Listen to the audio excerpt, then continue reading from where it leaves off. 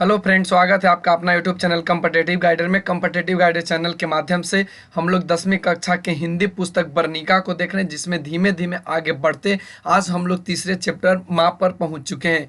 अभी से पहले 2 चैप्टर इसका अपलोड किया जा चुका है, यानी जो पहला चैप्टर था दही वाली मगम्मा, उसका भी वीडियो अपलोड किया जा चुका है। ढाते विश्वास, इसका भी अपलोड किया जा चुका है। तो आप लोग चैनल पे नए तो चैनल के प्ले लिस्ट पे जाएँ और वहाँ से वीडियो को देखें। आपको वहाँ से सारी वीडियो एक साथ मिल जाएगी स्टेप बाय स्टेप। और अगर चैनल पे नए तो चैनल को सब्सक्राइब कर ले, ताकि इसी तरह के वीडियो का नोटिफिकेशन आपके पास पहुंचते रहे। जो भी एग्जाम देने वाले 2021 में स्टूडेंट हैं, उनके लिए इस पर एक टेस्ट सीरीज भी अपलोड किया जाएगा, जो मॉडल सेट का होगा, मॉडल प्रश्नों का होगा। तो आप लोग चैनल पे बने रहें, चैनल को सब्सक्राइब कर लें, वीडियो को लाइक कर दें, ताकि इसी तरह के वीडियो का नोटिफिकेशन आपके पास पहुंच सके। चलिए, तो आज के सेशन में हम लोग देखते हैं माँ से संबंधित पूरे चैप्टर को। आपको यहाँ से भी और किताब के बुक जो भी है वहाँ से भी आपको रूबरू कराते हुए आगे बढ़ेंगे। तो देखिए, सबसे पहले चैप्टर का इंट्रोडक्शन ले लेते हैं। चैप्टर के इंट्रोडक्शन में हम लोग देखेंगे यह जो है वह माँ एक गुजराती कहानी है, और इनके जो लेखक है यहाँ से आप देख सकते हैं, इनके लेखक का नाम है ईश्वर पेटलीकर। ईश्वर पेटलीकर गुजराती के लोकप्रिय, आपको ध्यान रखना है ये पॉइंट्स को, ये गुजराती के लोकप्रिय कथाकार हैं। खून की सगाई देख सकते हैं आप लोग, खून की सगाई इनकी प्रसिद्ध कहानी है। और काला पानी इनका लोकप्रिय उपन्यास, ध्यान रखेंगे, काला पानी इनका जो है वह लोकप्रिय उपन्यास है। आगे बढ़िए तो कहता है कि यह कहानी गोपाल दास नागर द्वारा संपादित एवं अनुदित है। यह जो कहानी है, यह जो माँ कहानी है, यह किनके द्वारा अनुदित है? तो ये गोपाल दास जी द्वारा, नागर द्वारा यह क्या है, तो ये संपादित किया गया है और अनुदित किया गया है। और यह माँ से साभर ली गई है, इनके कहानी संग्रह से। तो उम्मीद है ये सभी पॉइंट्स आपको क्लियर हो रहे होंगे। चलिए अगले पॉइंट्स की ओर बढ़िए। तो कहता है कि इस कहानी में एक पागल मंगू के कहानी का चित्रण एवं उसके जीवन के बारे में किया गया। ध्यान रखेंगे, हम जो यह कहानी पढ़ेंगे माँ, इसमें एक व्यक्ति है पागल, जिस लड़की है जिसका नाम मंगू है, और उसके जीवन पे, उसके जो जीवन के जो गतिविधियां उनको हम लोग यहाँ पे देखेंगे, किस तरह से कहानीकार ने चित्रण किया है। मंगू जो था वह जन्म से ही पागल थी, यह जन्म से ही यह लड़की पागल थी। और मंगू के अलावा उसकी माँ की 3 संतानें और थी, जिनमें 2 पुत्र और 1 पुत्री थी। ध्यान रखेंगे, मंगू के अलावा इनके माँ जी के 3 संतान थी, 2 पुत्र और 1 पुत्री। इसमें पूरी कहानी एक पागल लड़की की है, और उसके द्वारा उसकी माँ की जो दिख रेख है उसके बारे में बताया गया है। तो इसका डिटेल हम लोग चैप्टर के अनुसार देखेंगे। तो आइए देखते हैं चैप्टर के अनुसार क्या चैप्टर में कहा गया है। तो आप लोग चैनल पे हैं तो चैनल को सब्सक्राइब करना आप बिल्कुल ना भूलें। जो भी ऑब्जेक्टिव प्रश्न बनेंगे आप यहाँ से नोट करते चलेंगे। तो चलिए आज का सेशन शुरू करते हैं। आज के सेशन में हम लोग किताब के माध्यम से देखने की कोशिश करते हैं, जो आपको कहानी के जैसा बताया जाएगा। से देखते हैं चैप्टर से। यहाँ पे देखिए, आप लोगों को कहा गया है कि मंगू को पागलों के अस्पताल में भर्ती कराने की सलाह लोग उसकी माँ को देते हैं। तब उसकी माँ के आंखों में आंसू झिलमिला आते हैं, और हर एक को वह एक ही जवाब देती है, मैं माँ होकर सेवा नहीं कर सकती तो अस्पताल वालों को क्या पड़ी है? अपंग जानवरों की गौशालाओं में भर्ती कर आने जैसा ही यह कहा जाएगा। माँ जी को अस्पताल हमेशा पागल खाने जैसी लगती है, और साथ में ये भी उनको लगती है कि ये जानवरों की एक गौशाला है।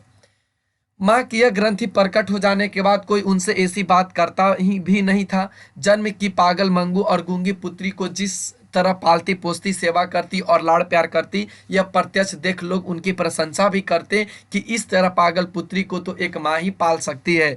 दूसरे के घर में तो भूखी प्यासी कब की मर गई होती, और जीवित भी होती तो ऐसा हष्ट-पुष्ट शरीर होता नहीं। मंगू के अलावा उसकी माँ के 3 संतानें थी, जैसा कि हमने पहले आपको बता रखा है, 2 पुत्र और 1 पुत्री। दोनों पुत्र पढ़ लिख कर शहर में काम करने लगे थे। पुत्री का विवाह हो गया था और वह अपने ससुराल चली गई थी। मंगू की माँ अपनी उन तीनों संतानों को भूल गई हो ऐसा बात नहीं थी, किंतु उनका समग्र मातृत्व मंगू पर ही निछावर हो गया था। इसलिए छुट्टियों में जब कभी लड़के घर आते, तब उनका घर बार पौत्र पौत्रियों से खिल उठता। पौत्र पौत्रियों का मतलब यहाँ पे पोता और पोतियों की बात किया गया है। फिर भी दादी माँ के रूप में वह हर्ष में पागल नहीं होती थी। उन बालकों को वह लेती, खिलाती और लाड़ प्यार जरूर करती थी। माँ के इस व्यवहार के विषय में पुत्रों को तो कुछ ख्याल नहीं आता, पर पुत्र वधुएं कसमसा जाती। दोनों बहुओं की पति से एक ही फरियाद थी कि अपने पुत्रों के बालक उन्हें बिल्कुल अच्छे नहीं लगते और पगली मंगू को छाती से भी अलग नहीं करती।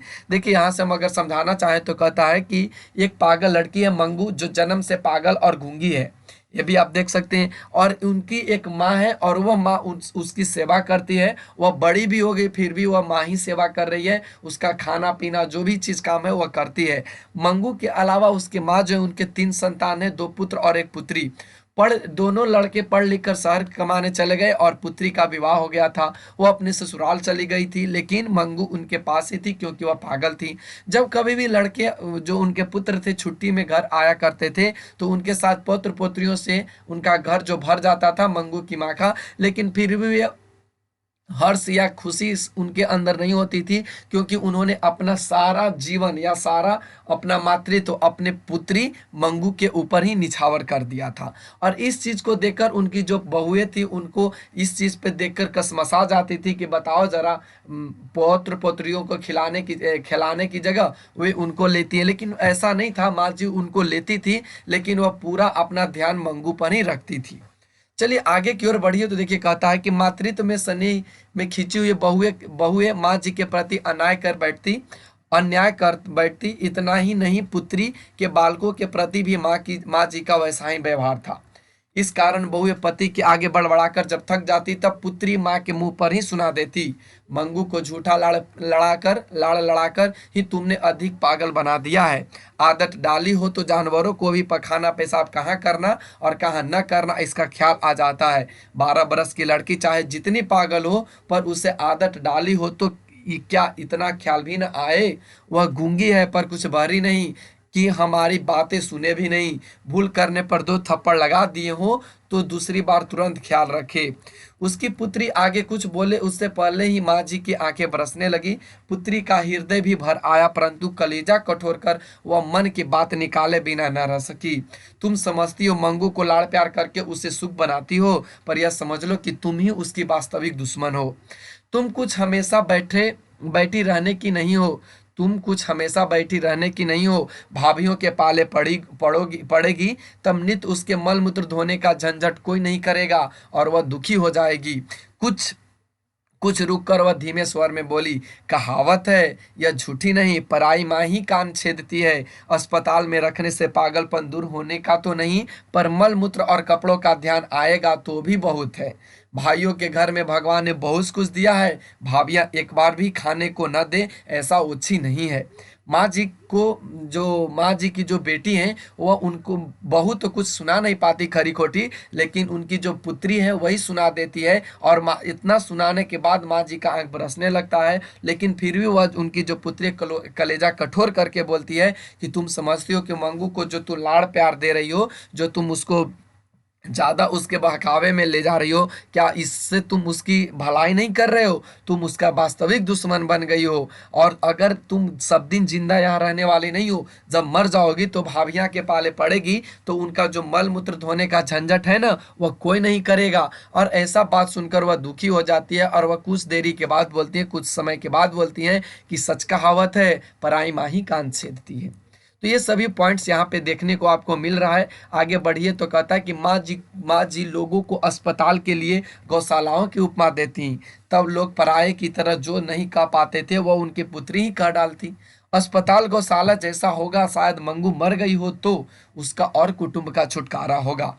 मंगू की मौत को माजी भी छुटकारा मानती थी यदि वह प्राकृतिक रूप से आए तो, परंतु लापरवाही दिखाकर उसे जानबूझकर मौत के मुंह में ढकेलने का विचार उन्हें असह्य लगता। स्वार्थ से सभी सगे पर निस्वार्थ से सगा हो तो वही सच्चा सगा। पुत्र कमाते धमाते हो, पुत्री ससुराल में ही डोले झूलती हो, उनसे प्यार भरा संबंध रखने का कोई अर्थ न था।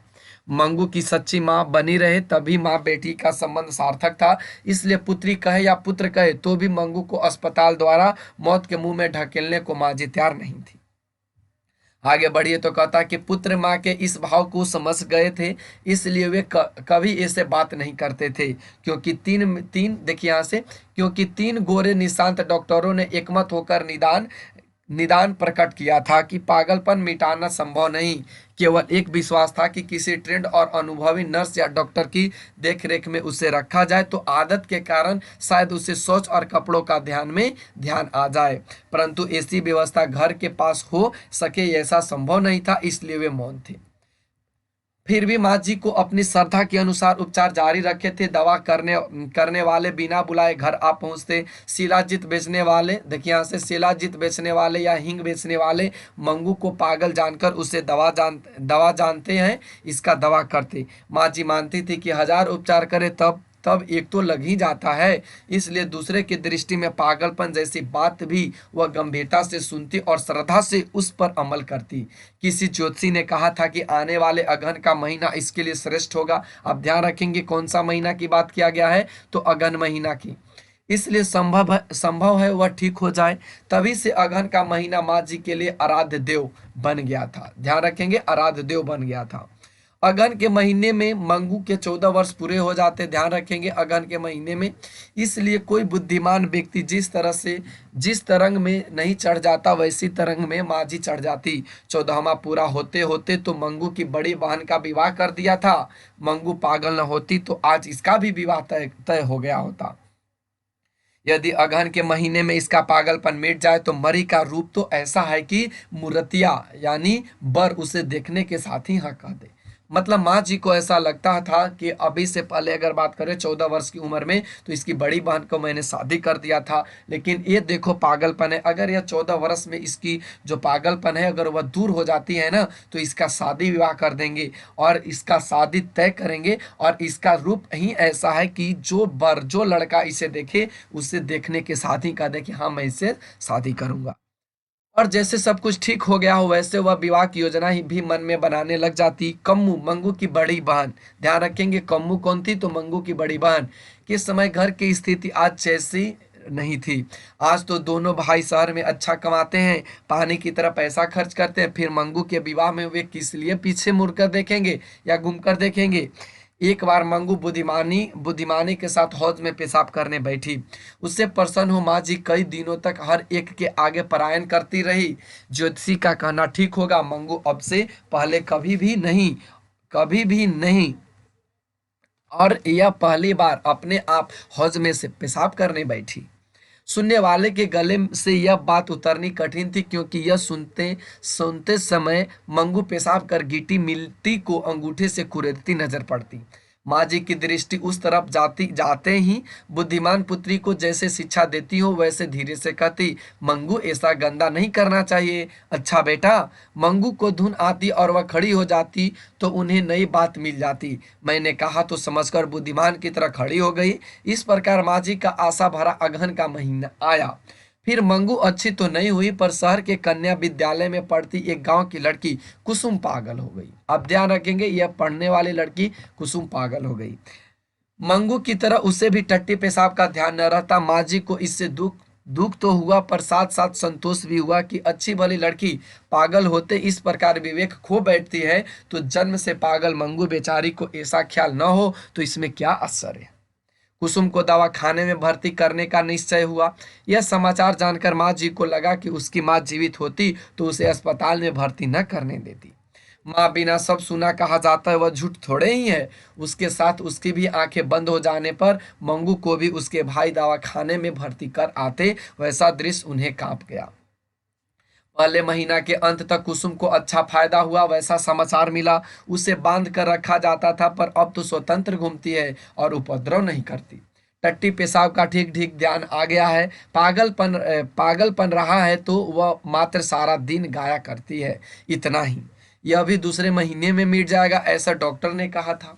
दूसरे महीना में कुसुम का पागलपन मिट गया। फिर भी एक आध महीना रहे तो अच्छा। इसी डॉक्टर की सलाह से उसे तीसरे महीने भी रखा गया था। वह घर आई तब सारा गांव उसे देखने उमड़ पड़ा। सबसे आगे माँ जी थी। कुसुम को ठीक ठीक सुधरी हुई देख माँ जी को हर व्यक्ति सलाह देने लगा, माँ जी आप मंगू को एक बार अस्पताल में भर्ती करके तो देखो, जरूर वह अच्छी हो जाएगी। माँ जी ने जिंदगी में पहली बार अस्पताल का विरोध नहीं किया। चुपचाप वह लोगों की सलाह सुनती रही। दूसरे दिन उन्होंने कुसुम को अपने घर में बुलवाया। उसे पास बैठाकर अस्पताल के हालचाल पूछना शुरू किया।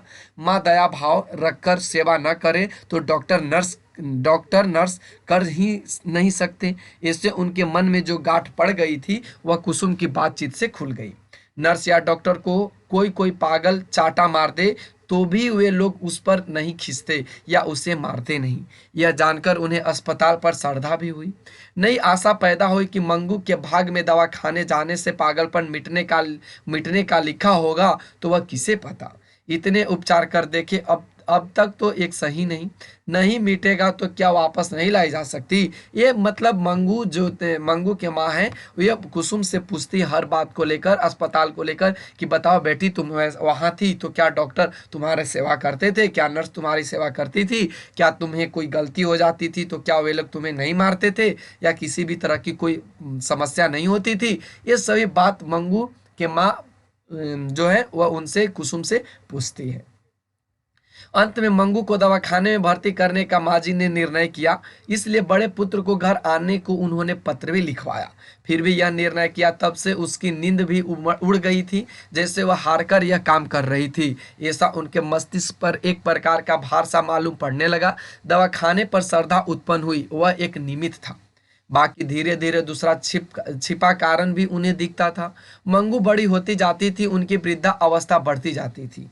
बहुएं चाकरी नहीं करेगी यह मालूम हो गया था, क्योंकि दोनों में से एक बहू ने अभी तक साथ रहने का आमंत्रण उन्हें न दिया था।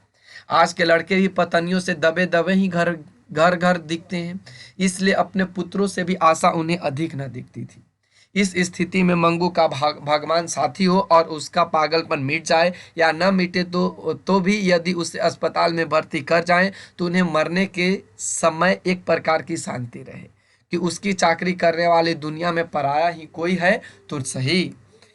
इस विचारधारा के साथ माँ जी की आंखों से इतना अधिक पानी बह जाता कि बिछौना तर हो जाता, हृदय पुकार उठता, चाहे जो बहाना भले ही निकालो, पर मूल बात इतना कि वह स्वयं भी पुत्री से थक गई। माँ जी नींद में चौंक उठती, बोल उठती, क्या मैं थकी हूँ? हृदय और दूने बेग से पुकार उठता, एक बार नहीं 1000 बार। माँ जी को लगा उन्हें पुत्र को पत्र लिखकर बड़ी भूल की है। इतनी जल्दी क्या थी कि जाड़े में उसे दवाखाना में भर्ती करना पड़े।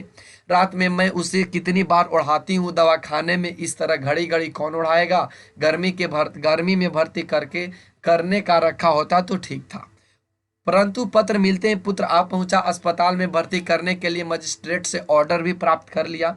1 सप्ताह में मंगू को भर्ती करने का तय हो गया। माँ जी को विश्वास हो गया कि पुत्र पगली बहन को अस्पताल में ढकेलकर बोझ उतारना चाहता है। ऐसा न होता तो पत्र मिलते ही किस लिए अब पहुंचता। कुछ सोर्स आदि लगाकर तुरंत डॉक्टर तथा मजिस्ट्रेट से मंजूरी कराता ही किस लिए। इन्हें लगता था कि अभी यह विचार स्थगित कर दें और गर्मी में भर्ती करें, पर पुत्र के कहने के लिए जुबान खुलती ही न थी। वह बड़ी मुश्किल से छुट्टी लेकर आया होगा और भर्ती करने का प्रबंध कर चुका, तो हम मना करूं तो उससे लगेगा कि माँ को दूसरा धंधा नहीं है।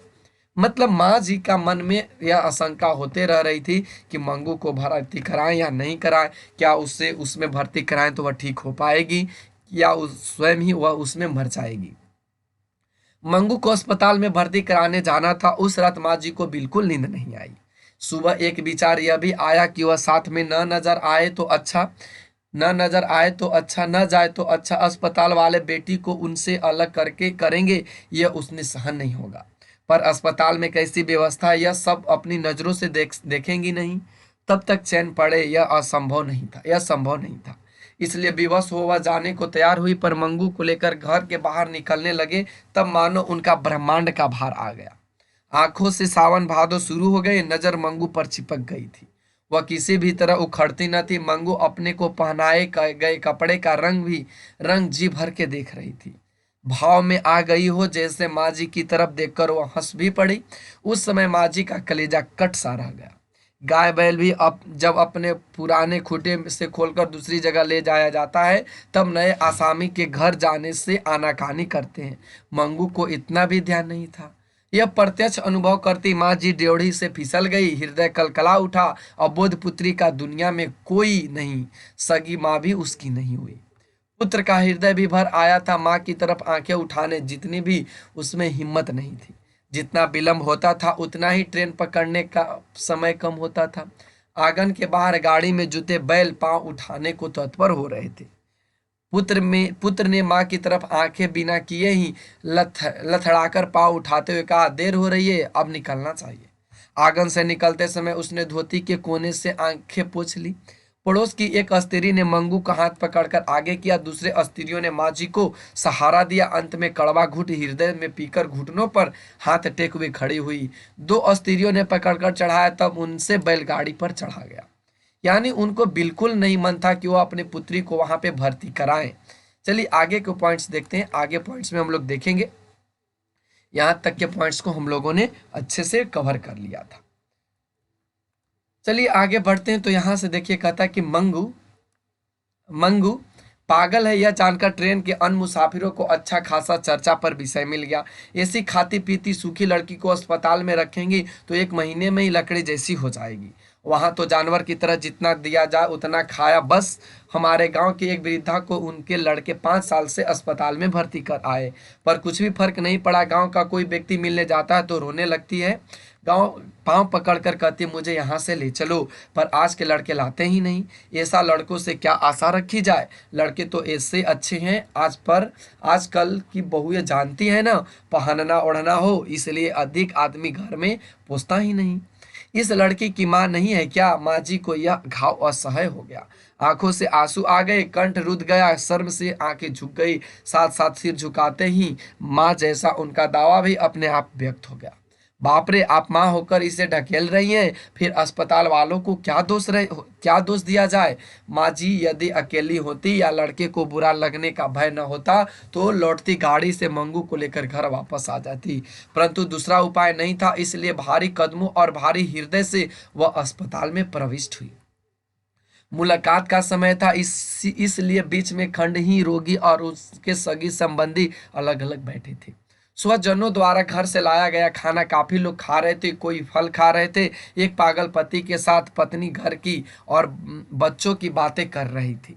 एक पागल पत्नी ने उसका पति मिलने आया था, उससे वह लिपट पड़ी थी और बगल में खड़ी वार्ड की परिचिकाओं की तरफ इशारा करके फरियाद कर रही थी, ये भूतनिया मुझे अच्छे कपड़े पहनने को नहीं देती, अच्छा खाना नहीं देती, सिर में डालने को तेल नहीं देती। माँ जी उस समय परिचिकाओं की तरफ देख देख रही थी। उस पागल स्त्री के लिए जो परिचिका थी वह हंसकर बोली, अब मैं तुम्हें सब दूंगी। तुम्हारे पति अच्छा अच्छा खाने को लाए हैं, वह एक बार खा लो। उस पागल स्त्री ने कहा, मैंने मंजन नहीं किया, मैंने मुंह नहीं धोया है। माँ जी ने देखा तो उसका मुंह धुला था, फिर भी जरा जरा भी खींचे बिना परिचिकाओं ने पानी का लोटा लाकर मुंह धुलाया, रुमाल से मुंह पोंछ दिया। माँ जी को विश्वास हो गया कि काम करने वाले हैं तो दयालु। डॉक्टर और स्त्री वार्ड में मेट्रेन आ गई। माँ जी के पुत्र मजिस्ट्रेट का ऑर्डर दिया। माँ को संतोष हो इसलिए ऊंचे स्वर में मंगू को देखभाल अच्छी तरह करने को कहा। मेट्रेन ने कहा, इस बाबत आपको चिंता नहीं करनी चाहिए। बीच ही माँ जी बोली, बहन चिंता तो इसलिए करनी पड़ती है कि यह एकदम पागल है, कोई इसके पास बैठकर खिलाए नहीं तो यह खाती भी नहीं। इतना कहते हुए उनका कंठ भर आया और वाक्य अधूरा ही रह गया। दूसरी खड़ी परिचिकाएं निकट दौड़ी आई। एक बोली, माँ जी आप किसी तरह की फिक्र ना करें, हम इससे मुंह में कौर डालकर खिलाएंगे। भारी भारी आवाज में माँ जी बोली, यही तो बहन मुझे कहना है, इसे टट्टी पेशाब का भी ख्याल नहीं रहता। यह रात में कपड़े बिगाड़े तो देखना, नहीं तो यह गीली में ही सोए रहेगी तो वायु हो जाएगा। दूसरी परिचिका बोली, रात में 4-5 बार जांच की जाती है। माँ जी ने कहा, रात में रोशनी जलती रहने से इसे नींद नहीं आती, जिसे नींद नहीं आती उसे नींद की दवा दी जाती है। इससे दूसरे उपद्रवी मरीज मारे पीटे नहीं, वह देखना। जो उपद्रवी होते हैं उन्हें अलग रखा जाता है। रात में सबको अलग अलग कमरों में सुलाया जाता है। मिलने आने वाले लोग विदा लेते तब रोगी के अंदर के कमरे में ले जाने के लिए दरवाजा थोड़ा खुलता है। इस अवसर का लाभ लेकर माँ जी की नजरें 2-3 बार अंदर घूम जाती थी।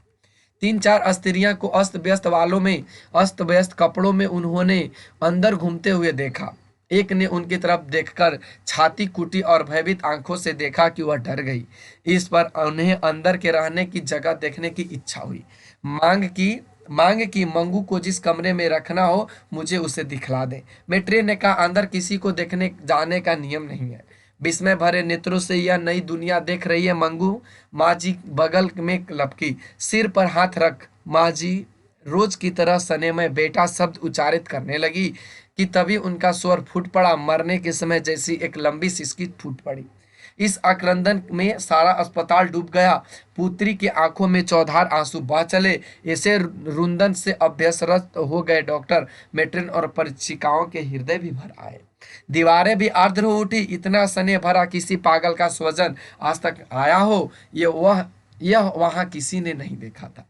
एक परिचिका हाथ का रुमाल फटकार कर मंगू का ध्यान अपनी तरफ खींचकर बोली, लो चाहिए तुम्हें। मंगू रुमाल पकड़ने के लिए माँ को छोड़कर एकदम खड़ी हो गई। थोड़ा रुमाल पकड़कर लेने के बाद उसका हाथ थपथकाकर परिचिका मीठे शब्दों में बोली, तुम मेरे पास रहोगी ना बहन? मैं अच्छा अच्छा खाना को दूंगी, नए नए कपड़ा पहनाऊंगी। मंगू उसके चेहरे की तरफ ही ताक रही थी, इसलिए उस क्षण का उपयोग करके चलो दूं कहा और उसका हाथ पकड़कर आगे किया। वह दरवाजा आधा खुला और मंगू को अपने अंदर ले गया। मंगू मंगू कलेजा कांप उठे, ऐसे चीखों माँ जी ने पुनः निकाली। डॉक्टर ने आश्वासन देते हुए कहा, माँ जी, और बगल में खड़े पुत्र की तरफ उंगली करके बताया, अपने इस पुत्र जैसा मुझे भी पुत्र समझिएगा। बेटी बेटी को अस्पताल में नहीं, बेटे को घर में छोड़े जा रही हैं ऐसा मानिएगा। अधेड़ भय की वालबाएं ने विधवा हुई मेट्रेन ने आश्वासन देते हुए कहा, आज तक आप इसकी माँ थी, आज से मैं इसकी नई माँ हूँ। माँ जी की सिसकिया भरती हुई बोली, इसे बेजवान जानवर जितनी भी बुद्धि नहीं है, मैंने इसे आज तक अपने से अलग नहीं किया। कुसुम आपके अस्पताल में ठीक हो गई, इसलिए मैंने हृदय कठोर करके और उनका कंठ भर आया। मेट्रेन ने कहा, उस कुसुम की तरह यह भी थोड़े समय में समझदार हो जाएगी। माँ जी की सिसकिया रुकी, फिर उनकी दृष्टि उस बंद दरवाजे को पार कर मंगू पर ही जैसे पड़ी थी। मंगू ने जैसे उन्हें याद दिलाया हो वैसे वह बोली, वह रूखी रोटियां नहीं खाती, शाम के भोजन में रोटी दूध के साथ दीजिएगा, या दूध न हो तो दाल में। माँ जी की करुण आंखों की तरफ नजर करने की मेट्रेन की शक्ति लुप्त हो गई हो वैसे ही वह नीचे दृष्टि किए हुए बोली, अच्छा। माँ जी और उनका पुत्र मंगू को अस्पताल में भर्ती कर बाहर आए तब दोनों के चेहरों पर सुख के बादल छाए हुए थे। चुपचाप दोनों बाहर खड़ी घोड़ा गाड़ी में बैठ विदा हुए। ट्रेन के डिब्बे में पांव रखते ही माँ जी को याद आया, अस्पताल में सोने के लिए चरपाई देते होंगे या नहीं। मंगू धरती पर कभी नहीं सोई है, इसलिए चरपाई नहीं होगी तो उसे ठीक नहीं लगेगा। अस्पताल में काम करने वाले दयालु हैं, भले ही ऐसा विश्वास माँ जी को हुआ था, परंतु उन्हें अंदर जाने न दिया, इसलिए संदेह रह गया था कि हमें अच्छा न लगे वैसा कुछ होगा, इसलिए तो हमें न जाने का नियम बनाया होगा ना। इस बात पर पुष्टिकरण करता था वह अधखुला दरवाजा, भूत की तरह घूमती गंदी और भूख से मरती भी भयानक लगने वाली पागल स्त्रियां। इसके साथ ही माँ जी को मंगू उन्हें न देखकर रोती हो वैसा आवाज सुनाई दी।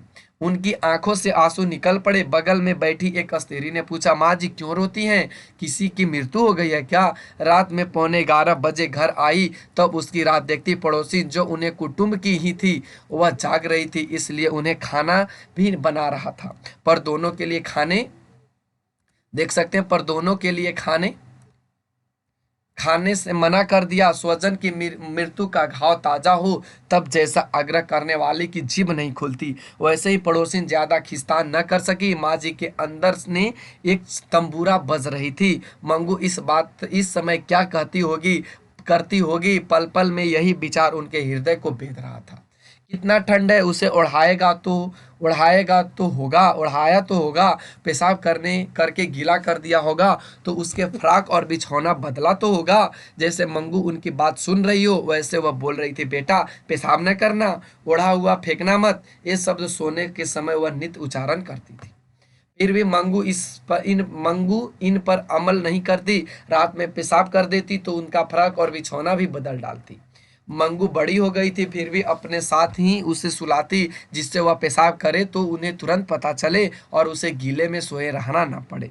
माँ जी को स्वयं भी उनके बिछौना सूना सूना लगता था। मन में हुआ मेरे साथ सोने की आदत है, उसे नींद आई होगी या नहीं। उनके लिए आंखें बावरी बन उन्हें ढूंढती हो वैसा उन्हें दिखा।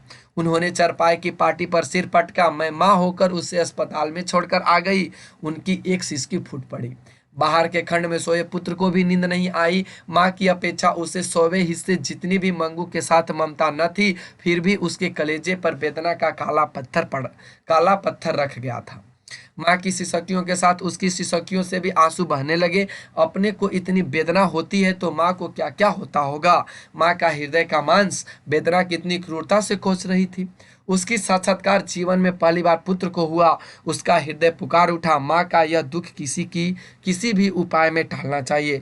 पुत्र होकर इतना भी मैं न कर सकूं तो मेरा जीना व्यर्थ है। उसके साथ ही उसके अंतर से प्रतिज्ञा की, मैं मंगू को जीते जी अच्छी तरह से पालूंगा। बहू उसका मल मूत्र धोने को तैयार नहीं होंगी तो मैं धोऊंगा। इसके साथ वेदना का काला पत्थर उसके छाती पर से खिसक गया। माँ जी ने दूसरी सिसकी ली होती तो वह उसी क्षण उन्हें अपनी प्रतिज्ञा सुनाकर संतावना दे देता, पर वह शांत पड़ गई लगी, इसलिए उसे भी सोने के लिए आंखें पर पलके गिरा रही। सुबह जब चक्की की और मथने की मधुर आवाज गूंज रही थी, तब सारे गांव को जैसे बेद डाले वैसे चीख माँ जी को मारनी शुरू हुई। दौड़ो रे, मेरी मंगू को मार डाला रे। पुत्र चरपाई से उछल पड़ा, पड़ोसी दौड़े आए। चक्कियां और मथनियां रुक गई, जिसने सुना वहीं दौड़ा आया, और जो आए वैसे ठिठक गए। माँ जी मंगू की श्रेणी में मिल गई थी।